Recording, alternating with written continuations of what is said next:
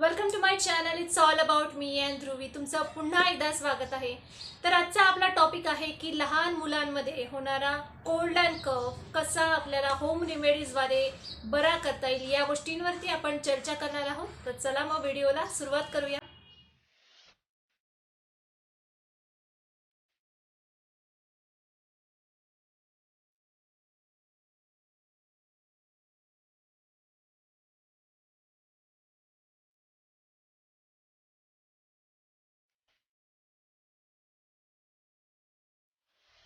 तुम्ही या माझ्या चॅनलवरती जर नवीन असाल तर माझ्या चॅनलला लाईक करा, शेअर करा आणि सबस्क्राईब करा. आपल्या या चॅनलवरती तुम्हाला पाहायला मिळतील pregnancy care, pre natal, post natal, child care, parenting, DIY, lots of weight loss रेसिपीसुद्धा आपण यापुढे काही मी तुमच्याशी शेअर करणार आहे. कारण ॲज अ योगा ट्रेनर मी बऱ्याचशा ट्रेनिंग घेताना जे काही येणारे एक्सपिरियन्स आहे ते मी तुमच्यासोबत आता यापुढे शेअर करणार आहे. तर माझे हे चॅनल नक्की लाईक करा, शेअर करा, सबस्क्राईब करा आणि हे व्हिडिओ जे आहे ते नक्की शेवटपर्यंत पहा. कारण प्रत्येक व्हिडिओमध्ये वेगळे टॉपिक असणार आहे. त्याबद्दल माहिती आणि जे अनुभव आहेत, जे मी स्वतः सगळे एक्सपिरियन्स घेतलेले आहेत ते मी तुमच्यासोबत शेअर करते आहे. तर हे सर्व व्हिडिओ नक्की लाईक करा, शेअर करा आणि सबस्क्राईब करा. तर आजचा हा टॉपिक आहे आपला कोल्ड आणि कफ. तर याचे कॉजेस काय आहेत ते आपण सुरुवात करूया. ते कॉजेस कशामुळे होतात? तर कोल्ड आणि कफ जे आहे ते आपल्याला आपण जर पाहिलं की व्हायरल इन्फेक्शनमुळे जास्त होतात. आता वातावरणामध्ये जे येणारे व्हायरसेस आहेत, आता आज काल आपण पाहतोय कोरोना जो आहे तो वातावरणातून आपल्याला पूर्ण अनुभवायला मिळतोय. साधा कोल्ड कफ वगैरे जे असतो तो त्याचे आपल्याला सिम्पटम जे असतात कोरोनामध्ये आपण पाहायला मिळतात. म्हणजे कसं होतं की बाहेरच्या वातावरणामुळे व्हायरल इन्फेक्शनमुळे कॉजेस होतात आणि रेस्पिरेटरी इन्फेक्शन जास्तीत जास्त होतं. आणि पूर्ण जो आपली श्वसन संस्था जी आहे तिथे हळूहळू इन्फेक्शन जसं वाढत जातं तसं हळूहळू आपलं श्वसन संस्था थोडेसे ब्लॉकेजेस यायला लागतात आणि आपलं नाक चोकअप होतं. कारण आपण नाकाद्वारे श्वास घेत असल्यामुळे नाकापासून सुरुवात होते, म्हणून आपलं हळूहळू नाक चोकअप व्हायला लागतं. आपली श्वसन संस्था जी आहे ती सुद्धा हळूहळू थोडेसे ब्लॉकेजेस म्हणजे थोडासा श्वास घेण्यामध्ये अडथळा निर्माण व्हायला लागतो. आणि आपल्या नाकामध्ये असणारा जो म्युकस जो असतो त्याला ब्लॉकेजेस आल्यामुळे थोडा कफमध्ये आपल्याला तो म्युकस कफ फॉर्ममध्ये तयार होतो आणि म्हणून आपण त्याला कफ सर्दी असं याला आपण म्हणतो. म्हणून त्याला श्वसनामध्ये येणाऱ्या अडथळ्यांमुळे त्याच्यामध्ये कफ निर्माण होतो आणि त्यामुळे आपल्याला सर्दी खोकल्याचा असा त्रास व्हायला लागतो. तर ही साधारण कारणे आहेत व्हायरल इन्फेक्शन. म्हणजे आपण कुणी बाळाला बाहेर नेलं, कधी वातावरण थोडासा बदल झाला तर व्हायरल इन्फेक्शन होण्याची चान्सेस जास्त राहतात. आता ही सगळी झाली कारणं. साधारण आपण कारणं पाहिल्यानंतर म्हणजे हे किती दिवसांपर्यंत राहतं कुठल्याही साधारण व्यक्तीमध्ये किंवा बाळांमध्ये, तर ह्याचा पिरियड असतो साधारण 7 ते 8 दिवसांचा. आता यानंतर सुरुवातीला कसं होतं की आपल्याला हळूहळू खसखस म्हणजे एक साधारण सिस्टम लहान मुलांमध्ये, बाळांमध्ये आणि मोठ्या सामान्य माणसांमध्ये सारखीच असतात. जनरली काय होतं की आपल्याला थोडंसं घशामध्ये कफिंग सारखं व्हायला लागतं, नाकामध्ये थोडंसं चोकिंग सारखं व्हायला लागतं, श्वास घ्यायला त्रास व्हायला लागतो, थोडा सुरुवात होत असते. नंतर दुसऱ्या तिसऱ्या दिवशी थोडंसं कफिंग जास्त नाकामध्ये वाढतं, जेणेकरून आपल्याला ज्याला सर्दी आपण म्हणतो सर्दी व्हायला लागते, नाक चोक व्हायला लागतं.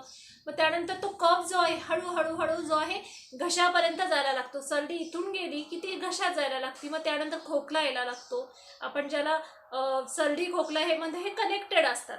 सर्दी जेव्हा म्युकस फॉर्ममध्ये असते तेव्हा ती नाकामध्ये असते आणि जेव्हा ती थोडं ड्राय फॉर्ममध्ये असते तेव्हा ती ही रेस्पिरेटरी ट्रॅक इन्फेक्शनमध्ये म्हणजे थ्रोटमध्ये जाते आणि त्यामुळे आपल्याला खोकला यायला लागतो. तो आयदर ड्राय कफ असतो किंवा कफवाला, म्हणजे कफ पण असतो त्यामध्ये आणि थोडंसं कफिंग. जेव्हा आपण खोकतो, जेव्हा बाळ खोकतं तेव्हा तो खोकल्याद्वारे बाहेर पडतो.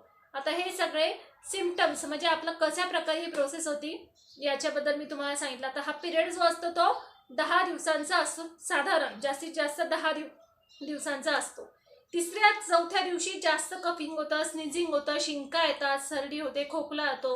अशा प्रकारे पूर्ण आपल्याला त्रास व्हायला लागतो. बाळांना सुद्धा तोच त्रास होतो. बाळांना श्वास घ्यायला त्रास व्हायला लागतो, बाळांना शिंका येत राहतात, खोकला येत राहतो, बाळ खोकत राहतं, बाळाला श्वास घेताना किंवा दूध पिताना त्रास व्हायला लागतो. ही अशा प्रकारे सगळी कारणं आणि सिम्पटम्स आपण पाहू शकतो सर्दी खोकल्यामध्ये. आता आपण लहान बाळ जे आहे समजा लहान बाळ जन्मल्यापासून 6 महिन्यापर्यंत 1 ते 6 महिन्याचं जे बाळ असतं तर त्यांच्यासाठी वेगळे आपल्याला ॲप्लिकेशन करायचे आहेत होम रेमेडीज. आता जर समजा बाळ लहान असेल 6 महिन्यापर्यंतचं असेल तर आपल्याला बाळाला होम रेमेडीज देताना जास्त औषधाचा वापर करता येणार नाही, कारण बाळ खूप लहान असतं. तर आपण जास्त काय करू शकतो की बाळाला गरम पाण्याने अंघोळ देऊ शकतो. बाळाचं जे रूम टेम्परेचर जे आहे ते थंड ठेवायचं नाही आहे, थोडंसं ह्युमिड ठेवायचं आहे. खिडक्या दरवाजे जे आहेत जास्तीत जास्त बंद ठेवायचे आहेत. पूर्ण पॅक्ड असली पाहिजे रूम, जेणेकरून हवा येता कामा नये, जेणेकरून बाळाला त्या थंडीचा त्रास होईल. त्याचबरोबर आपल्याला स्टीमर जे आपण म्हणतो, स्टीमरनी बाळाला डायरेक्टली वाफ देणं शक्य नाही आहे, तर आपण बाळाचं थोडंसं चेहऱ्याजवळ लांबून का होईना बाळापर्यंत थोडंसं पोहोचेल अशा प्रकारे आपल्याला बाळाला ती स्टीम द्यायची आहे, जेणेकरून बाळाला थोडंसं का होईना थोडंसं रिलीफ मिळेल. सलाईन ड्रॉप जे असतात ते पण मिळतात. आपण डॉक्टरांशी कन्सल्ट करून हे सलाईन ड्रॉप देऊ शकतो. रेग्युलरली थोडंसं वाटलंच आपल्याला की बाळाला थोडंसं कफिंग होतंय, स्नीझिंग होतंय, तर टेम्पररी म्हणजे होम रेमेडीज करता डॉक्टर देखील सजेस्ट करतात की हे सलाईन ड्रॉप तुम्हाला वाटलंच की एमर्जन्सी करता सलाईन ड्रॉप, नॅझल ड्रॉप ज्याला म्हणतो की कफिंगला नाकात थोडंसं चोकअप होतंय, तर ते चोकिंग जे आहे चोकअप आपल्याला घालवण्यासाठी आपण नॅझल ड्रॉप देऊ शकतो. आणि त्याचबरोबर सर्वात महत्त्वाचं म्हणजे ह्युमिड ठेवायचं आहे टेम्परेचर. बाळाला स्वेटर घालायचं आहे, अर्थातच पूर्ण पॅक ठेवायचं आहे बाळाला. बाळाच्या नाकाला सर्दी पूर्ण वारा लागू नये याची आपल्याला जास्तीत जास्त काळजी घ्यायची आहे. बाहेर फिरवायचं नाही आहे. पूर्ण दमट आणि उबदार असं वातावरण मिळेल, उबदार असं वाटेल बाळाला, अशा प्रकारे आपल्याला बाळाला ठेवायचं आहे. रूमचं टेम्परेचर देखील ठेवायचं आहे. बाळाला जिथे आपण आंघोळ घालतो तिथे सुद्धा आपण समजा आपलं एक स्टीम तयार करू शकतो. थोडंसं गरम पाणी आपण सोडू शकतो. जेव्हा ते गरम पाणी सोडतो त्याची येणारी वाफ जी आहे त्याने देखील बाळाला आपण आंघोळ घालताना बरं वाटू शकतं. तर अशा प्रकारे जास्तीत जास्त उबदार ठेवायचं आहे, जेणेकरून बाळाचा कफ जो आहे तो रिलीफ व्हायला लागेल. तर आता आपण बघूया की 6 ते 12 महिन्यापर्यंतच्या मुलांसाठी, लहान बाळांसाठी काय करायचं, काय ॲप्लिकेबल आपण करू शकतो. तर सर्वात पहिला उपाय म्हणजे मोहरीचं तेल मस्टर्ड ऑइल ज्याला आपण म्हणतो, आणि रॉक सॉल्ट म्हणजे सेंधव मीठ ज्याला आपण म्हणतो, हे दोन्ही एकत्र करायचे आहे आणि ते थोडंसं वॉर्म करू शकता, किंवा मोहरीचं तेल ऑलरेडी थोडंसं गरमच असतं, त्यामुळे ते मिक्स जरी केलं, दोन्ही मिक्स करून आपल्याला बाळाला त्याचा मसाज द्यायचा आहे. जेणेकरून काय होईल, मोहरीच्या तेलामध्ये थोडंसं एक उष्णता असते, उष्ण असते, त्याने बाळाच्या शरीराला संपूर्ण मसाज केल्याने जो कफ जो आहे, जो पूर्णपणे चोक झालेला आहे संपूर्ण शरीर, ते आपल्याला व्यवस्थित त्याला वॉर्म म्हणजे एक उबदारपणा येईल, आणि जेणेकरून बाळाचा कफ जो आहे तो रिलीफ व्हायला मदत होईल. त्याचबरोबर समजा बाळ मोठं आहे अर्थातच, तर आपण त्याला ओव्याचं पाणी आणि गूळ एकत्र करून देऊ शकतो. ही सगळ्या होम रेमेडीज आहेत, आपल्याला अप्लाय करू शकतो. अर्थातच ह्या होम रेमेडीज ज्या आहेत त्या जुन्या काळातील आहे, जेव्हा डॉक्टर वगैरे नव्हते, दवाखाने नव्हते, आणि त्या अर्थातच उपयोगी होत्या, म्हणून मी तुम्हाला शेअर करते. आता या सगळ्या गोष्टी मी अर्थात ध्रुवीबरोबर पण अप्लाय केल्या होत्या आणि या इफेक्टिव्ह आहेत. अर्थातच कधी कधी औषधं सूट होत नाही, काही बाळांना थोडेसे स्ट्रॉंग होतात, बाळांना त्याची रिॲक्शन येऊ शकते, म्हणून थोडंसं प्रायमरी स्टेजला जर असेल तर नक्की तुम्ही होम रेमेडीज अप्लाय करू शकता. तर ओव्याचं पाणी देऊ शकता. थोडासा ओवा आपल्याला पाण्यामध्ये गरम करायचा आहे, तो गरम झाल्यानंतर त्याचा थोडासा अर्क उतरून द्यायचा आहे आणि तो गाळून घ्यायचा आहे आपल्याला.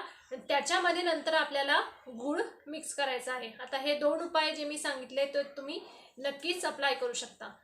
तसंच त्याबरोबर ओवा जो आहे त्याला आपल्याला रुमालात गुंडाळून त्याची पुरचुंडी आपण ज्याला म्हणतो, पूर्ण एक पॉकेट, पोटली ज्याला म्हणतो, ती करून जर कफिंग इथे असेल, चेस्टमध्ये असेल बाळाच्या, तर आपण त्याचा शेक द्यायचा आहे पूर्णपणे अंगावरती, पूर्ण चेस्टवरती, छातीवरती द्यायचा आहे, जेणेकरून तो कफ जो आहे त्या शेकामुळे रिलीफ व्हायला मदत होईल. तर अशा प्रकारे हे 3 उपाय मी तुम्हाला सांगितलेले आहेत. हे नक्की तुम्ही घरी ट्राय करून बघू शकता. तर या सगळ्या पाहिल्या आपण home remedies for cuff and cold. जसं मी तुम्हाला सांगितलं की लहान बाळांकरता थोड्याशा वेगळ्या रेमेडीज आहेत. लहान बाळांना फार वेगळ्या पद्धतीने आपण ट्रीट नाही करू शकत अगदी प्रायमरी स्टेजवर. पण लहान बाळ थोडंसं मोठं झालं की 6 महिन्यानंतर तुम्ही नक्कीच घरगुती उपाय देऊ शकता. कधी डॉक्टरला बोलवायचं आहे, कॉजेस काय आहे, या सगळ्या गोष्टींवरती आपण आज चर्चा केलेली आहे. तर अशाच काही इंटरेस्टिंग गोष्टी, बऱ्याचशा गोष्टी घेऊन आपण नक्कीच भेटणार आहोत यापुढे. तुम्हाला काहीही कुठल्याही प्रकारच्या शंका असतील तर नक्की मला कमेंट थ्रू कळवा, किंवा माझा मेल आय डी आहे त्याच्यामध्ये तुम्ही मेल करून सांगू शकता. जर काही तुमचे पर्सनल क्वेश्चन असतील, काही प्रेग्नेंट लेडीज असतील, काही डिलेव्हरी झालेल्या लेडीज असतील, त्यांना जर वाटत असेल की मेल थ्रू आपण काही आपले स्वतःचे पर्सनल जे क्वेश्चन आहे, काही शंका आहेत त्या विचारू शकतो, तर नक्की मला मेल करून कळवा. कमेंट थ्रू देखील तुम्ही कळवू शकता. तर हा व्हिडिओ आवडला तर नक्की लाईक करा, शेअर करा आणि सबस्क्राईब करा. अशाच काही इंटरेस्टिंग गोष्टी घेऊन आपण भेटणार आहोत पुढच्या भागात. तोपर्यंत नमस्कार.